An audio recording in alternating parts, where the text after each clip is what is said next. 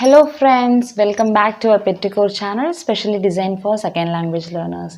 First of all, I would like to convey my special thanks to all my friends, family members, my dear students and all my well-wishers who made this channel a grand success because this is my first try, but you make this try a grand success one. Thank you all once again. Your views and comments are my best boosting factors, so keep supporting me friends. Thank you. Without any delay, let's move on to the today's session. Today we are going to see about vocabulary set 4. The first vocabulary word is commotion. Commotionனா தமிழில் குழப்பம் இல்லை சலசலப்புன்னு சொல்லுவோம். இதுக்கு ஒரு best example வந்து இப்போ city சைட்லாம் first day ஒரு படம் ரிலீஸ் ஆகுது அப்படின்னா அந்த மூவியில் நடிச்சிருக்க ஹீரோயின்ஸு டேரக்டர்ஸ் இல்லை மியூசிஷியன்லாம் வந்து ஒரு சர்ப்ரைஸ் விசிட் கொடுப்பாங்க. அவங்களும் வந்து ஃபேன்ஸோடு உட்காந்து அந்த படத்தை பார்ப்பாங்க. ஸோ அப்போ வந்து நார்மலாக அது வரைக்கும் ஃபேன்ஸ் வந்து படம் பார்த்துட்டு இருப்பாங்க. ஒன்ஸ் இந்த ஹீரோயின்ஸ் அவங்களாம் வந்ததுக்கப்புறம் இங்கே உட்காருக்க பீப்புள் எல்லாமே அவங்கள்ட்ட போய் ஆட்டோகிராஃப் வாங்குறது, அவங்க கூட செல்ஃபி எடுக்கிறது, அவங்கள பார்க்குறதுக்கு நாங்கள் ஒரு ஆரவாரம் ஏற்படும்ல. ஸோ அதுதான் வந்து நம்ம என்ன சொல்கிறோம், கமோஷன்னு சொல்கிறோம். The correct meaning for commotion is noisy and confused activity. Okay, let's see the example by using the vocabulary word commotion. The first example is, there was a commotion when the heroine entered the restaurant. அப்படின்னா அந்த ரெஸ்டாரண்ட்குள்ளே heroine நுழைஞ்சோடனே அங்கே ஒரு சலசலப்பு ஏற்பட்டுச்சு, குழப்பம் ஏற்பட்டுச்சு அப்படிங்கிறது தான் அந்த first example. Let's see the second example. Terrible commotion happened outside the polling center when I polled. நான் ஓட்டு போட்டப்போ போலிங் பூத்துக்கு வெளியில் ஒரு பதற்றமான சலசலப்பு ஏற்பட்டுச்சு அப்படின்னு சொல்கிறது தான் செகண்ட் எக்ஸாம்பிள். எலெக்ஷன் டயத்தில் நம்ம வீட்டில் ஓட்டு போட்டப்போ கண்டிப்பாக நம்மக்குள்ளே இருக்கிற ஃபேமிலி மெம்பர்ஸ் யாராவது ஒருத்தவங்க அந்த டைலாக் சொல்லியிருப்பாங்க. நான் ஓட்டு போட்டேன், வெளில வந்து கட்சிக்காரங்களுக்குள்ளே சண்டை நடந்துச்சு, போலிங் பூத்துக்கு வெளில என்னான்னு தெரியல, ஒரு சலசலப்பாக இருந்துச்சு, கை கலப்பாக இருந்துச்சு அப்படிலாம் சொல்லுவாங்கள்ல. அப்போ வந்து செகண்ட் சென்டென்ஸ் யூஸ் பண்ணலாம். ஸோ கமோஷன் அப்படின்னா குழப்பம் இல்லை சலசலப்புன்னு அர்த்தம். Let's move on to the second vocabulary word, wither. Wither அப்படின்னா வாடுதல் அப்படின்னு அர்த்தம். There are 2 meaning for the vocabulary word wither. The first meaning is to become dry. இது வந்து நம்ம தாவரங்கள், அதாவது செடி கொடிக்கு சொன்னோம் அப்படின்னா டு பிகேம் ட்ரை அப்படின்னு அர்த்தம். In general the second meaning is to became weaker then disappear. ஏதோ ஒரு விஷயம் வந்து அதோட தன்மையிலேருந்து வீக்காகி அதுக்கப்புறம் முழுவதுமாக அழிந்து போகிறது தான் செகண்ட் மீனிங்காக சொல்கிறாங்க. ஸோ வித்தருக்கு 2 மீனிங் இருக்குது. The first one is to become try and the second meaning is to became weaker then disappear. Let's see the example by using the vocabulary word வித்தர். The first example is, last month my garden withered for unknown reason. இங்கே unknown reason அப்படின்னா என்ன காரணம்னே தெரியாமல் அப்படின்னு அர்த்தம். அதேமாதிரி garden அப்படிங்கிறது தோட்டத்தில் இருக்கிற செடி கொடி மரம் எல்லாத்தையும் சேர்த்து தான் நம்ம வந்து தோட்டம்னு சொல்கிறோம். Okay, last month my garden wither for unknown reason அப்படின்னா என்ன காரணம்னே தெரியாமல் போன மாதம் என் தோட்டம் வந்து வாடி போயிடுச்சு அப்படின்னு சொல்கிறது தான் ஃபர்ஸ்ட் எக்ஸாம்பிள். அதாவது வித்தருக்கு 2 மீனிங் சொன்னால், ஒன்று வந்து வாடுதல், இன்னொன்று வந்து அதோட தன்மையிலேருந்து குறைஞ்சி அது முழுவதுமாக அழிகிறதுன்னு நம்ம 2 மீனிங் சொன்னேன். ஸோ அந்த ஃபர்ஸ்ட் மீனிங்குள்ள எக்ஸாம்பிள் தான் அந்த first example. Second one, corona virus will wither away in the year to come. Corona virus இப்போ எந்த அளவுக்கு வீரியத்தோடு இருக்கோ அதோட தன்மையிலேருந்து வீக்காய் முழுவதுமாக டிஸப்பியர் ஆகிடும் அப்படின்னு சொல்கிறது தான் second example. Corona virus will wither away in the year to come. வர வருஷம்னா 2021.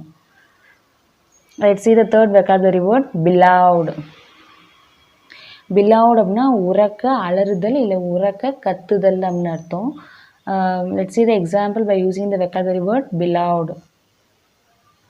The first example is, can you hear the cattle blowing in the field? கேட்டில் அப்படின்னா கால்நடைகள்னு அர்த்தம். ஃபீல்டுனா வயலில் கால்நடைகள்னால் வீட்டில் வளர்க்குற ஆடு மாடு தான் நம்ம சொல்லுவோம். ஸோ அது மாதிரி வயலில் கட்டியிருக்கோம் அப்படின்னா அது கத்துறது உனக்கு கேட்குதா, வயலில் ஆடு மாடு கத்துறது உங்கள் காதில் கேட்குதா அப்படின்னு சொல்கிறது தான் first example. Can you hear the cattles bellowing in the field? Second example is, PT master beloved orders to his students in the sports day ceremony. Sports day விழா அப்போ பிடி மாஸ்டர் அவங்க ஸ்டூடெண்ட்ஸ்கிட்ட ஒவ்வொரு ஈவெண்ட் ஒவ்வொரு ஸ்போர்ட்ஸ்க்கான rules and regulation என்னென்ன orders அப்படிங்கிறத சத்தமாக உறக்க சொன்னார் அப்படிங்கிறது தான் செகண்ட் எக்ஸாம்பிள். அதை நார்மல் வாய்ஸில் பேசாமல் அதோட ஒரு மேக்ஸிமம் வாய்ஸில் பேசுகிறது தான் பிலவுடு. ஒரு பெஸ்ட் எக்ஸாம்பிள் சொல்லணும் அப்படின்னா, வம்சம் அப்படிங்கிற ஒரு படத்தில் அந்த ஹீரோயின் அவங்க ஃப்ரெண்ட்ஸ் கூட இப்படி தான் பேசிப்பாங்க. அதாவது ஹீரோயின் வந்து என்ன பண்ணுவாங்க, ஒரு கல் மேலே ஏறி என்ன அந்த ஹீரோயினோட ஃப்ரெண்டு இருக்கிற ஊர் பக்கம் பார்த்து கத்துவாங்க. அதேமாரி ஃபோன் டவர் கிடைக்கலன்னு கொண்டு மரத்தில் வச்சுக்கிட்டு அதேமாரி கத்தி கத்தி பேசுவாங்க. நார்மல் வாய்ஸ் இல்லாமல் ஒரு the correct meaning for beloved is shouted loudly in a deep voice. பயங்கரமாக டீப் வாய்ஸில் கத்துறதுக்கு பேர் தான் beloved. Let's see the fourth vocabulary word, straggling. straggling அப்படின்னா தமிழில் அனுமதியின்றி பின்தொடருதல் அப்படின்னு அர்த்தம்.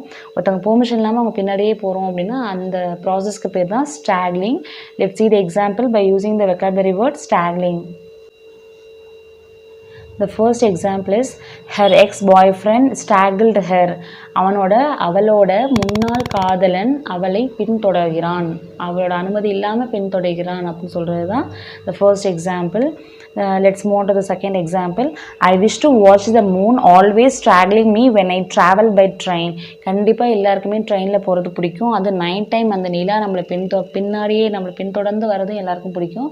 ஸோ அதுதான் நீங்கள் செகண்ட் எக்ஸாம்பிளாக சொல்லியிருக்கேன். I wish to watch the moon always straggling me when I travel by train. நான் ட்ரெயினில் போகிறப்பெல்லாம் அந்த நிலா என்னை பின்தொடர்ந்து வர்றது, அது பின்தொடர்ந்து வரதை பார்க்க எனக்கு ரொம்ப பிடிக்கும் அப்படின்னு சொல்கிறது தான் செகண்ட் எக்ஸாம்பிள். ஸோ ஸ்ட்ராக்லிங் அப்படின்னா அனுமதியின்றி பின்தொடருதல் அப்படின்னு அர்த்தம். So here I want to mention the difference between the stalking and stalk. Stalk அப்படின்னா தண்டு இல்லை காம்பு அப்படின்னு சொல்லுவாங்க. ஒரு ரோஜா மொட்டு கீழே இருக்கிற காம்பு, அதே மாதிரி வாழைத்தண்டு, ஒரு புல்லோட காம்பு. ஸோ அதெல்லாம் வந்து நம்ம என்னென்னு சொல்லுவோம் அப்படின்னா ஸ்ட்ராக்னு சொல்லுவோம். For example he chewed a stalk of grass. அவன் வந்து புல்லோட காம்பை மெல்லுட்டு இருக்கான் அப்படின்னு சொல்கிறது he chewed a stalk of grass. Okay, so there is a difference in strag and straggling. Please note it down. The last vocabulary word is grumbling. grumbling அப்படின்னா தமிழில் முணுமுணுத்தல் அப்படின்னு அர்த்தம்.